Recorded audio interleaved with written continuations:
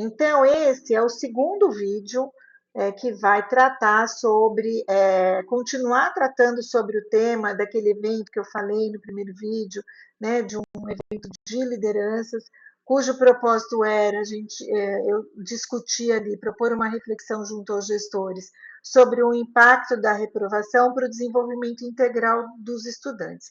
Lá no primeiro vídeo, o que eu trouxe para vocês foram as questões, né? Então, a gente problematizou um pouco, né, a questão da reprovação, que a gente ainda convive muito com esse debate é, do valor da reprovação. E aí eu propus algumas questões para a gente refletir e aprofundar um pouco, para a gente, de fato, começar a pensar sobre o valor, né, da reprovação, o impacto da reprovação e os benefícios, se é que há, da reprovação. Nesse segundo vídeo, a gente vai continuar discutindo, refletindo um pouco a partir daquelas questões e aprofundando um pouco mais, né? Então, eu começo esse segundo vídeo retomando que o meu entendimento, né, de que para a gente entender de fato quais as ações de governança e intervenção no percurso de desenvolvimento dos nossos estudantes estão sendo eficazes na garantia do direito de aprender, a gente só vai conseguir chegar a esse entendimento se de fato a gente analisar profundamente as razões, os impactos da reprovação, né? Sem a gente entender mais profundamente as razões, aquilo que nos motiva a acreditar que a avaliação uma solução, né? Uma estratégia, e dos impactos dessa reprovação, é que a gente vai poder saber de fato quais as ações de governança e intervenção que devem ser feitas no percurso de desenvolvimento dos nossos estudantes para garantir o direito de aprendizagem. A gente tem que levar em consideração, gente, que a garantia do direito de aprendizagem é nosso refrão, é aquilo que suporta e pressupõe todas as ações educacionais, e é a finalidade, digamos, da educação, né? É que a gente faça, cumpra, né, com o direito do estudante de aprender, a gente garanta esse direito para eles. E aí a gente vou estar sempre falando sobre isso, será que a reprovação é uma estratégia para isso? Então, vamos aprofundar um pouquinho mais o entendimento dessas questões, tá?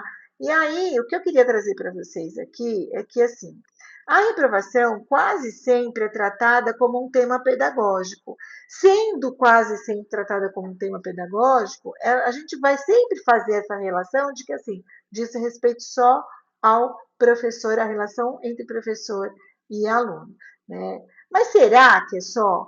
Né? Será que isso diz respeito só ao professor? Então, aquele professor ele é muito exigente porque a prova dele é muito difícil tirar nota com ele, e aí por isso ele é muito bom, e aí o outro, que é mais flexível, que dialoga mais, o que considera outras questões, ele é menos exigente, e aí o valor do professor está aí. Será que é disso que se trata? Né?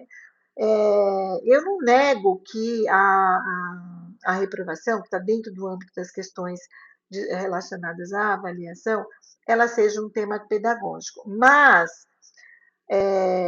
ao conversar com lideranças e gestores públicos, a gente tem que considerar também que este tema, né, da reprovação, então o impacto da reprovação, ela não diz respeito só à questão pedagógica, mas ela diz respeito também à questão da gestão pública. Porque a reprovação ela não é apenas um resultado escolar. Então, às vezes, a gente restringe a isso, foi reprovado, bom, acabou, vida que segue, e aí, problema do aluno, que vai ter que fazer de novo, etc. Né? Ela não é apenas um resultado, ela não deve ser considerada apenas como um resultado escolar, porque ela expressa efeitos sobre o clima escolar e, especialmente, principalmente, sobre as trajetórias dos estudantes. Então, a gente fiquem com isso lá. Então, o impacto da reprovação, ela não gera, ela gera consequência no aluno, ela impacta a vida escolar do aluno, a gente vai falar um pouco sobre isso mais adiante, mas não só a vida do aluno, né? Ela também reflete sobre o clima escolar, a trajetória dos estudantes e sinaliza como a rede está operando, como a rede está funcionando, tá? E aí, eu trago essa discussão, né? Eu não vou ter respostas prontas, né? Vou colocar aqui várias coisas para a gente pensar, mas o impacto da reprovação ele precisa sim ser analisado de forma pedagógica e há inúmeros materiais que tratam dessa questão, mas também de forma sistêmica, orgânica, histórica, política e fundamentada em evidências. Né? É muito comum as pessoas darem opinião sobre reprovação, trazendo ali que com determinada pessoa foi super bom, porque olha só, ela amadureceu, e aí ela conseguiu, mas ela não pode ser analisada de um ponto de vista muito particular ou a partir da sua própria experiência. A gente precisa de dados, a gente precisa de evidências, né? A gente precisa analisar de uma forma particular, mas também de uma forma coletiva, né? E aí, assim, há muitos que ainda defendem a reprovação, né? A gente está toda hora vendo que assim, a reprovação, o ideal seria reprovar. A gente vê muito esse discurso. E o que essas pessoas trazem como argumentos, né? Então, as pessoas trazem, a reprovação representa rigor, promete corrigir lacunas, dá a sensação de justiça e controle, evita passar sem saber, protege leitura, escrita e matemática. Reprovação é similar, igual à correção do percurso. Sem a pressão da reprovação, a criança não estuda, o jovem não estuda, reforça a disciplina e o mérito, desenvolve a responsabilidade individual, promove a promoção, né, sem aprender, mascara os resultados, empurra o problema para frente quando não existe a reprovação, né? Eu repeti e aí eu aprendi, né? Mas será que só a reprovação responde a esses desafios? Será que assim esses desafios que estão tratados aqui, eles existem, mas será que a reprovação ela responde, ela corrige, ela de fato ela responde a isso? Então, vamos aos especialistas e ver o que os especialistas dizem, né? Há inúmeras pesquisas, inúmeros estudos, evidências acumuladas indicam que a reprovação não melhora a aprendizagem no longo prazo e ainda pode aumentar o risco de abandono, ampliando a distorção idade-série e as desigualdades. Eu trouxe só alguns estudos para vocês, mas assim, se vocês entrarem na internet, vocês vão ver inúmeros estudos, né, que vão trazer esses dados de que a reprovação ela acaba às vezes afastando o estudante da trajetória, né? E aí a gente vai ampliando as desigualdades, vai minimizando ou acabando com as oportunidades, né?